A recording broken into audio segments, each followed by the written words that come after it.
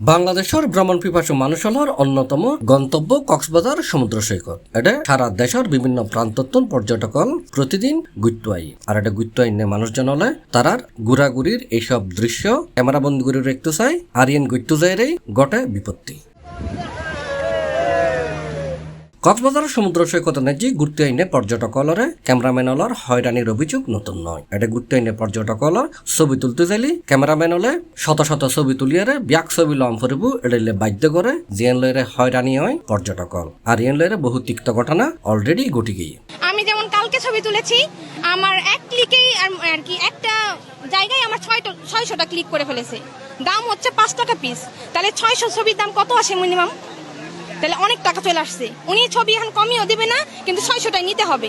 তাহলে এটা আমাদের জন্য খুবই একটা হতাশার ব্যাপার যে এরকম একটা পর্যটক কেন্দ্রে আসলে পরে আমাদের কোনো না কোনো ভাবে হ্যারাসমেন্ট করবে। তবে কক্সবাজারের ক্যামেরাম্যানেরা দাবি করছি এটা যারা পেশাদার ক্যামেরাম্যান তারা ইন্ন করে। কিছু অবৈধ রোহিঙ্গা ক্যামেরাম্যান আছে যারা তখন আইডি কার্ড বা পরিচয়পত্র নাই, ইতারাই এরকমর পর্যটক ভোগান্তির হারণ। দর্শন ছবি তুলতে হয় বিশাল দৃশ্য তুলে হচ্ছে বাদে বেলা এইলো তো আছে আর দেখি ক্যামেরাম্যান আছে ভাই হাতার কোনো সামান্য মনে করেন কিছু ক্যামেরাম্যান খারাপ আছে, কিছু ক্যামেরাম্যান মনে করেন আছে কতজন ক্যামেরাম্যান অভিযোগ যারা জুয়ারি যারা মনে করেন জুয়াকালীন আমরা টিহারে যায় এটা একখানা জায়গা কুরিয়ান তুলি কাস্টমার হয় নাই করে গড় তারা কিন্তু অফ সাইডে কিন্তু মেইন পয়েন্টত ন যারা মনে করেন অথবা লাবণিয়া সাইডে হইলো সাইডে শিপিং সর ওই পাশে মানে ইনতি লয়ে যাগো গাবলাই মারি আরে। আর সাম্প্রতিক সময়ে পর্যটকলরা হয়রানির অভিযোগে 17 ক্যামেরা জব্দ করছি কক্সবাজার পুলিশ।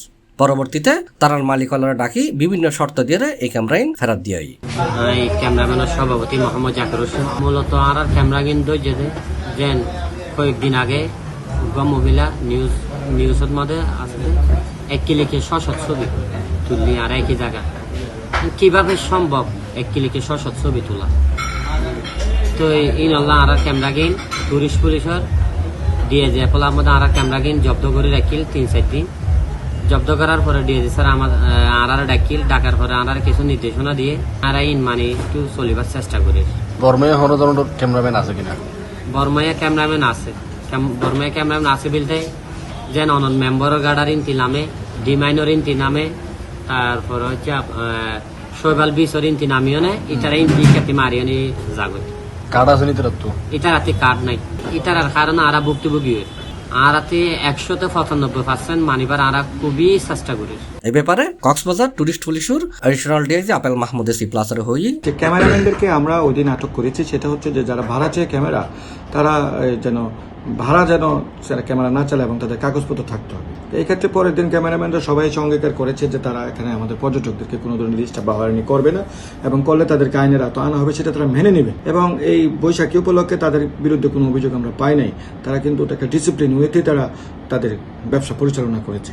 এক্ষেত্রে আমাদের কড়া নজরদারি ছিল এবং আমাদের যে স্পেশাল টিম নামানো হয়েছিল যে হ্যারাসমেন্ট এগেইনস্ট দ্য ক্যামেরাম্যান, পর্যটকদেরকে কোনো হয়রানি করা যাবে না এই জন্য আলাদা স্পেশাল অ্যাকশন টিম ছিল। প্রত্যেকটা টিম আমাদের নজরদারি করেছে এবং প্রত্যেকটা ক্যামেরাম্যানদের উপর নজরদারি করেছে। এভাবে তো নজরদারি করে সবকিছু করা যাবে না, নিজেদের থেকে যদি তারা ঠিক না হয়। তো তারা থেকে যে 20 তারিখ পর্যন্ত সময় দেওয়া হয়েছে যে তাদেরকে অবশ্যই কার্ড নবায়ন করতে হবে এবং রিয়েল যে মালিক তাদেরকেই ক্যামেরা চালাতে হবে। আর যারা অবৈধ ক্যামেরাম্যান তাদেরকে এ বিচে অ্যালাউ করা হবে না। আমি জেলা প্রশাসক মহোদয়ের কাছে বিষয়টাকে আমরা জানিয়েছি, ওনারাও এ বিষয়ে খুবই তৎপর এবং ওনারাও এই ক্যামেরাম্যানদের অমান্যের বিরুদ্ধে ওনারাও ব্যবস্থা নিচ্ছেন এবং নেবেন। যেসব ক্যামেরাম্যান যারা ওই যে 17টা ক্যামেরা ধরা হয়েছিল তারা তাদের প্রকৃত মালিকরা এসে সেই ক্যামেরাগুলি নিয়ে গেছে এবং তারা এটা ক্যামেরার ভাড়া দিবেন না মনে আমাদের কাছে অঙ্গীকার করেছে। আর রোহিঙ্গাদের ব্যাপারে একদম ক্লিয়ার ইনস্ট্রাকশন যে তাদেরকে আমরা এখানে অ্যালাউ করছি না। তাদের তো এখান থেকে বের হওয়ার থেকে ক্যাম্প থেকে বের হওয়াই নিষেধ। তো তারা এখানে আসবে, কোন আইনে আসবে, কি কারণে আসবে এবং তাদের কাগজপত্র আছে কিনা, তারা ব্যবসা এখানে পরিচালিত করবে কিনা, যেহেতু এই বিষয়ে কোনো সুরা হয় না এবং তাদেরকে বাইরে ক্যাম্পের বাইরে বার হওয়া নিষেধ। তো তাদেরকে এখানে অবৈধভাবে ক্যামেরা ব্যবসা করে এবং পর্যটকদেরকে হয়রানি করবে এই বিষয়ে কোনো সুযোগ দেওয়া। কক্সবাজারের সারা দেশের তুন ঘুরতে এনে পর্যটকল স্বাভাবিকভাবেই তারার স্মৃতি দূরে রাখি বেল্লাই প্রফেশনাল ক্যামেরাম্যান দিয়ে তারার সুন্দর সুন্দর ছবি তুলি রাখতে চাই ইয়েন সাধারণ ঘটনা। কিন্তু ছবি তুলনার নামে পর্যটকলরে যে হয়রানি এন অবিলম্বেই বন্ধন দরকার বলে মনে করেন এটা ঘুরতে এনে পর্যটকল এবং টুরিস্ট পুলিশের। পর্যটকল আশা করছি সংশ্লিষ্ট কর্তৃপক্ষই এই ব্যাপারে যথাযথ পদক্ষেপ নেব। C+ TV, Chittagong.